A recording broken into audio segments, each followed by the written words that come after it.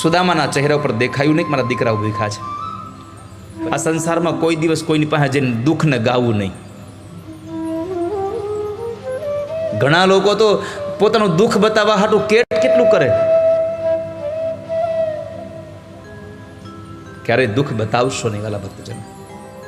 પોરબંદરના સુદામા, જેને આપણે ગરીબ સુદામા કહીને સંબોધન કરીએ છીએ, ભાગવતકારે એમ કહ્યું છે કે સુદામાને ગરીબ કહી અને કોઈ એનું અપમાન ન કરતા. કારણ કે આ સંસારમાં સુદામા જેવો કોઈ ધનવાન બ્રાહ્મણ થયો જ નથી હજી. અરે બ્રાહ્મણ નહીં, કોઈ ન થયો ધનવાન એવો. કારણ કે આ સંસારના માણસ પાસે સંપત્તિને ગણી ન શકાય એટલી સંપત્તિ હોય છતાં પણ ભગવાન પાસે જઈને માંગતો હોય. જ્યારે સુદામા પાસે જમવાનું નહોતું તો એમ કહ્યું હતું કે મારે અયાચક વ્રત છે, હું માગીશ નહીં ક્યારે કોઈ પાસે. અયાચક વ્રત લઈને બેઠા છે. સુદામા નિર્ધન નથી, ધનવાન છે. ભગવાનના નામનું નાણું બહુ છે એની પાસે. સુશીલા પત્ની છે, બાળકો છે. એમાં બાળકો એક વખતના સમય ભૂખ્યા હતા. મા પાસે જઈને કહ્યું, મા મને ભૂખ લાગી છે, જમવા આપો ને. માનું હૈયું પડ્યું છે.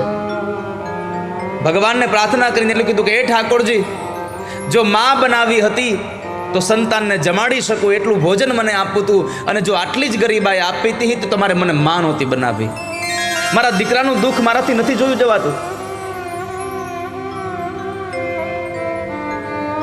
યાદ આવ્યું કે દ્વારિકાવાળા કૃષ્ણ તો મારા પતિના મિત્ર હતા. એના મિત્ર છે.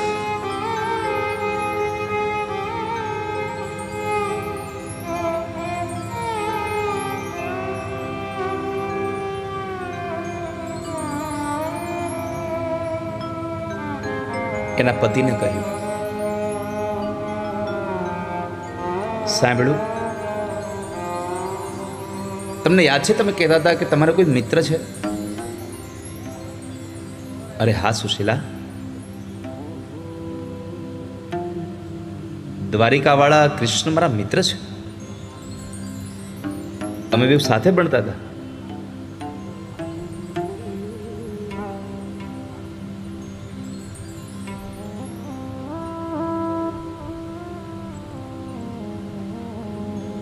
તો જાઓ ને તમારા મિત્રને મળી આવો ને તમે.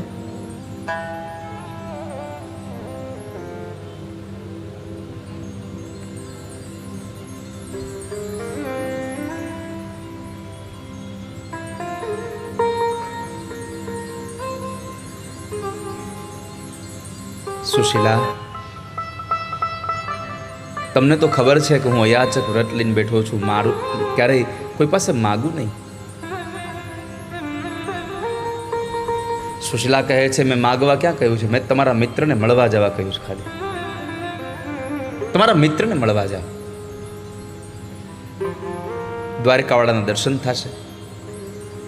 કારણ કે સુશીલા નારીને ખબર હતી કે મારા પતિ દ્વારકાવાળા પાસે જશે એટલે આના આ ઢંગ ઉપરથી એ ઓળખી જશે, અને પછી એ દ્વારિકાવાળો આપ્યા વગર નહીં રહી શકે.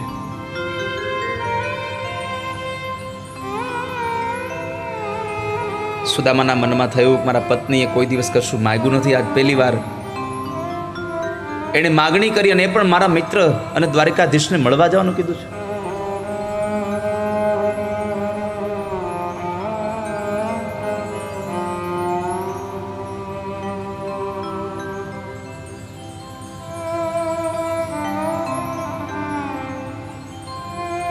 વળી સુદામાએ કહ્યું કે સુશીલા,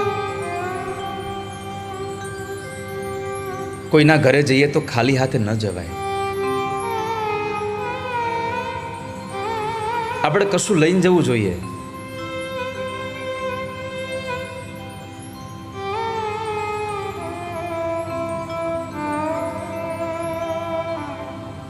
ત્યારે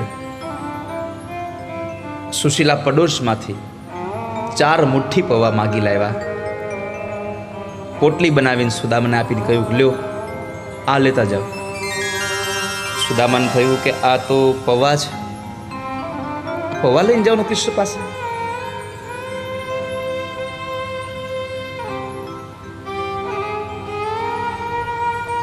સુશીલાજી સમજી ગયા કે મારા પતિને જરા સંકોચ થાય છે, એટલે એણે સામેથી કીધું, સાંભળ્યું, તમને એમ લાગતું હોય કે આ પૌવા દેવામાં શરમ આવે છે તો એક કામ કરો, કૃષ્ણને આપીને તમે કહેજો કે તારા ભાભીએ તારા માટે કંઈક મોકલાવ્યું છે.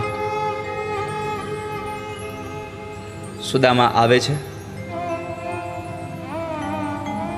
આપણે બધા જ કથાથી વાકેફ છીએ કે સુદામા ઘરેથી નીકળ્યા, પગમાં એને પગરખા નહોતા, પહેરવા માટે એક નાની એવી પોતડી હતી, બીજું કાંઈ હતું નહીં. ડાબા ખંભે જનોઈ છે, હાથમાં લાકડી છે.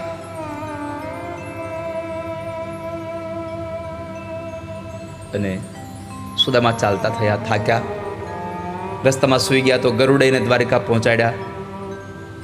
દ્વારપાળોએ રોક્યા છે. પણ આ તો એક રૂપક કથા છે, રસપ્રદ બને એના માટે દ્વારપાળ રોયકાની વાત આવે છે. બાકી કૃષ્ણના દરબારમાં જવા માટે, ભગવાનને મળવા માટે સ્ત્રીઓને અને બ્રાહ્મણોને ક્યારેય કોઈના બંધન હતા જ નહીં, ગમે ત્યારે જઈ શકે.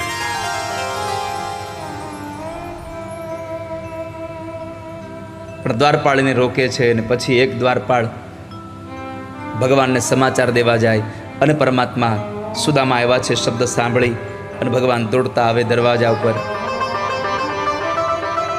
સુદામાને પોતાના બાથમાં વીણી છાતીએ લગાડીને ગોળ ગોળ ઘુમાવે, બંનેની આંખોમાં આંસુ આવી જાય. આ બધું તો છે જ.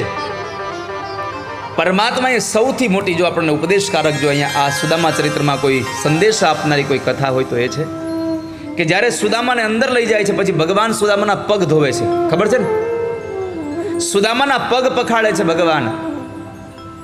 ભલા સ્વજનો, અહીંયા કોઈ સુદામાના કે કોઈ બ્રાહ્મણના પગ પખાડ્યા એવું નથી. પરમાત્મા કૃષ્ણ એટલે ઐશ્વર્ય છે અને સુદામા એટલે જ્ઞાન છે. ભગવાને સંદેશો આપ્યો છે કે તમારી પાસે સંપત્તિ ગમે તેટલી થઈ જાય, તમારું ઐશ્વર્ય ગમે તેટલું મોટું થઈ જાય, પણ ઐશ્વર્યવાળા લોકોએ પણ જ્ઞાનીના પગ પૂજવા પડશે. એના